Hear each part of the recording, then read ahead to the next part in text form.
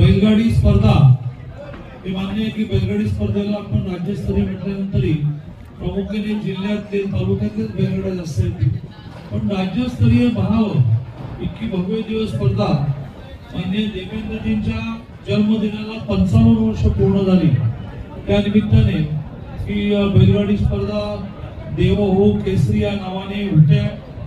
त्याचा शुभारंभाचा नारळ फोडून गोपीचंद यांनी मी लगेच जाऊ, कारण इथून 1.5 तासावर उमदीला तिथल्या पोलीस स्टेशनचं उद्घाटन करायला जायचं आहे।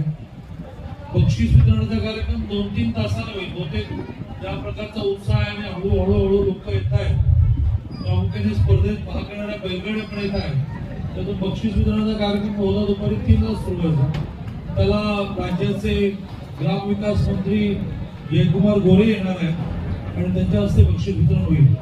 हा उद्घाटनाचा नारळ फोडण्याच्या कार्यक्रमाला व्यासपीठावर उपस्थित जतचे आमदार, तरी एका विधानसभेचा आमदार असावा जतचे आमदार, परंतु राज्याचं एक आगामी काळातलं आश्वासक नेतृत्व व्यक्तिमत्व गोपीचंदजी पडळकर, व्यासपीठावर उपस्थित भारतीय जनता पार्टीचे जिल्ह्याचे अध्यक्ष आणि कालच ज्यांची जिल्ह्याच्या क्रिकेट असोसिएशनचे अध्यक्ष म्हणून नियुक्ती झाली असे सम्राट महाडिक, जनसुराज्य पक्षाचे राज्याचे अध्यक्ष समीर कदम, सगळ्यात महत्वाचं म्हणजे आपल्या सगळ्यांचे लाडके संदीप गिड्डे पाटील।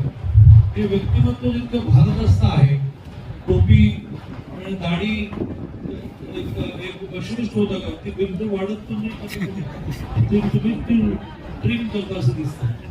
असं एक भारदस्त व्यक्तिमत्व गर्दीत सुद्धा लक्षात येतं। गेल्या काही दिवसात ते सारखं आमच्या पार्टीच्या वेगवेगळ्या कार्यक्रमात दिसत आहे, त्यामुळे मी जरा नीट चौकशी केली की संदीप गिड्डे पाटील कोण, हे आले कुठून। तर मला असं कळलं की उद्धव ठाकरे जे शिवसेनेत होते ते भारतीय जनता पार्टीत आले।